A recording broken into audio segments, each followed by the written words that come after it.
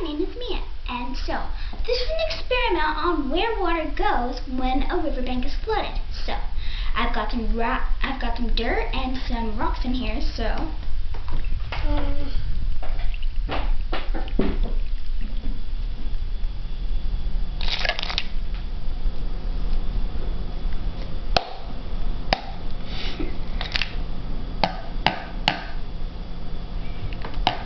you see.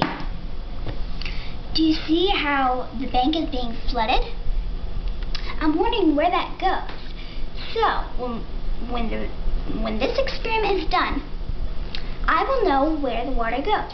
My hypothesis is if a river floods, then the materials in the water will be deposited onto the land. So, I'm thinking that, do you see all this mud and water? I have a feeling that once this water evaporates, the materials will be left on the land. That's my hypothesis.